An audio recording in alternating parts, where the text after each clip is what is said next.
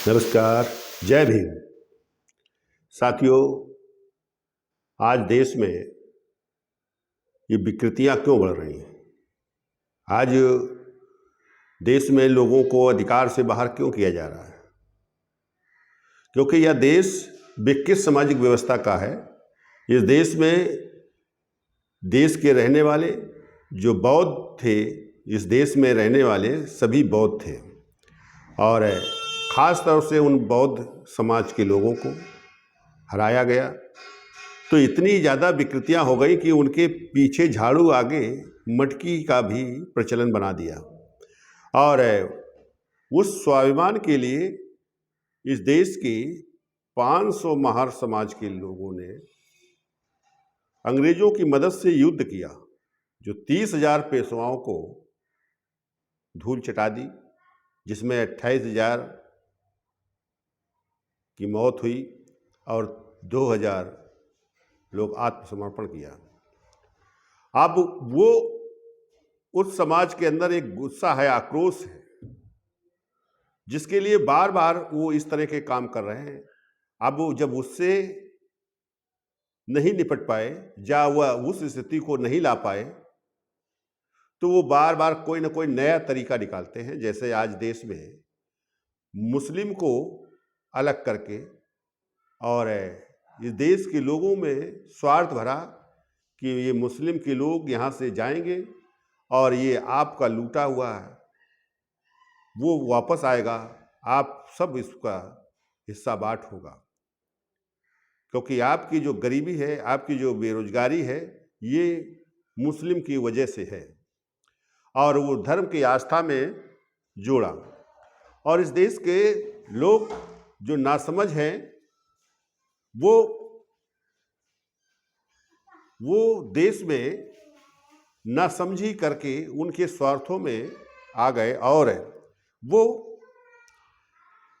उनके घुमावे में उनके साथ खड़े हो गए। तो ये आज दिन पर दिन इनको कहीं ना कहीं जो उनके खिलाफ या उनके जो सत्य बात को बोलते हैं, जो इस देश, चूंकि यह देश लोकतांत्रिक व्यवस्था का है, ये साझेदारी का है, इसमें हर व्यक्ति इस देश में साझेदार है, हिस्सेदार है, इसमें कोई छोटा बड़ा नहीं है, इसमें कोई ऐसा नहीं है कि जो हिस्सेदारी के बाहर हो, कोई गुलाम नहीं है, कोई रिफ्यूजी नहीं है, लेकिन इस देश में रहने वाला हर व्यक्ति नागरिक है। तो इसको तमाम तरह से बांटने की कोशिश कर रहे हैं। जैसे नागरिकता का एक उलझाया, जो असम में प्रदेश में किया, तो उसमें non Muslim 14.5 lakh detention centre में है और 5 लाख मुस्लिम। तो लेकिन मुस्लिम को टारगेट करते हैं कि मुस्लिम के टारगेट करने से ये सभी एक साथ खड़े हो जाएंगे, एक साथ वो शक्ति ले लेंगे, जिससे जनशक्ति बनेगी, वो पावर में पहुंचेंगे। तो इस देश में जो विकृतियों को फैलाने वाला है, वो इस देश की पावर से है, शक्ति से है, जो उस सत्ता की तरफ जाता है। तो वोट का जो आधार है, हर व्यक्ति का वोट का मूल्य बराबर है और हर व्यक्ति को वोट का अधिकार है, वयस्क को, और वो उसके माध्यम से इस देश की सरकार बनाता है, जो पूरी ताकत, जो शक्ति है, उसमें निहित हो जाती है और वो संविधान के द्वारा पूरे देश को चलाने का काम करता है। लेकिन वो संविधान का इस्तेमाल उन विकृतियों के तहत करने का कोशिश करता है और उसी तहत करता है। आज इस देश के जो सत्ता पर हैं, वो हमेशा बोलते कुछ हैं, कहते कुछ हैं और घोषणाएं कुछ करते हैं, लोगों को लुभाने वाली। जैसे इस देश में घोषणा शुरुआत हुई कि सबका साथ, सबका विकास। सब जो ब्लैक मनी है वो विदेशों की बैंकों में जो जमा है, और वो हम 100 दिन के अंदर ले आऊँगा और सबके खाते में 15-15 लाख रुपए डालने का काम करेंगे। ये कोई एहसान नहीं होगा, ये उनका हिस्सा है, ये उनका धन लूटा हुआ। इस तरह का स्वार्थ भरा कि वो जो ब्लैक मनी है वो बता दिया कि ये इन कमज़ोरों या मजलूमों का, गरीबों का है, इनका हिस्सा लूटा गया है और बैंक में जमा किया गया है। लेकिन इसके साथ साथ उन्होंने ये भी कहा कि हम 2 करोड़ हर वर्ष रोजगार देने का काम करेंगे। लेकिन जब सरकार में आने के बाद उसको जुमला ठहरा दिया, जुमला करार देकर इस देश के लोगों को धोखा दिया। जबकि इस देश के जो विधायिका के माध्यम से उनके खिलाफ कार्रवाई होनी चाहिए और सरकार को भंग करना चाहिए था, लेकिन विधायिका उसमें भी उस विकृत सामाजिक व्यवस्था के लोगों के अधीन है, उसमें सारे लोग उसी में हैं। इसीलिए तो सिस्टम जो 4 पायदान हैं वो फेल है, प्रशासन भी उन्हीं के हाथों में है और वो आए सरकार में तब और मजबूत कर दिया और सेक्रेटरी के पद पर बिना किसी इंटरव्यू रिटन टेस्ट के नियुक्त किया। तो इस तरह के जो व्यवस्था चल रही और इस देश का जो मजलूम है, जो अपने को अम्बेडकराई सिद्धांत से ये मानने लगा है कि उसी से हमें बराबरी का हक मिल सकता है, हम हिस्सेदार बन सकते हैं उस संविधान से, लेकिन केवल वो भी अभी समझ रहा है, लेकिन उसकी लड़ाई सीधे ना करके वो अलग अलग जो जुर्म होता है उसकी लड़ाई करता है। उस व्यवस्था, उस विचारधारा को खत्म करने की बात नहीं सोच पाता है।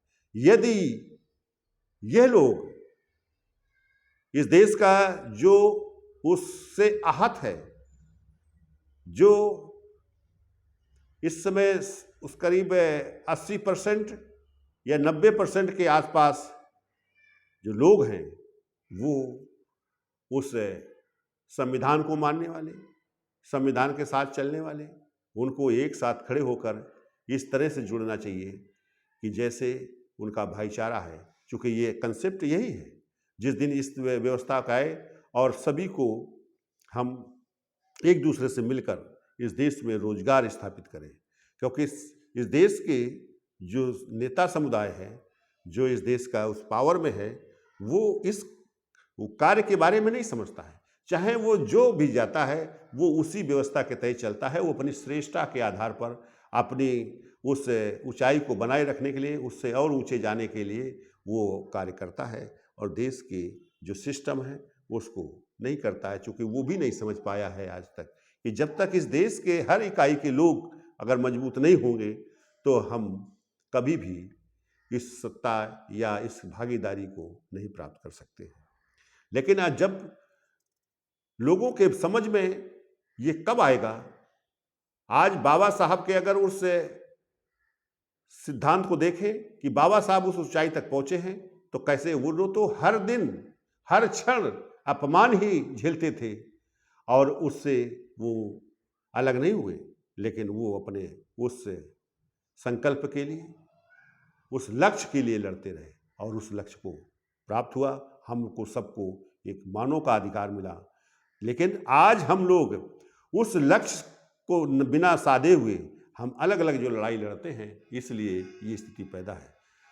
आओ हम लोग भागीदारी के तहत इस देश का जो प्रस्तावना है संविधान का, उसको तहत अगर हम अपनी लड़ाई को, अपना संघर्ष को, अपने अधिकार लेने की बात करें और उसको लागू करने का काम करें, तो इस देश के लोग जो तमाम इससे अछूते हैं, तो उनकी संख्या बहुत अधिक है, वो फिर एक साथ खड़े होकर इस देश के लोगों से बराबरी का अधिकार हो जाएगा। ये देश के सत्ता में भागीदारी होगी, इस देश के न्यायालय में भागीदारी होगी, इस देश के प्रशासन में भागीदारी होगी, इस देश के हर स्तर पर भागीदारी होगी, तब यह देश मजबूती से होगा, तब यह देश के हर लोगों को न्याय मिलेगा।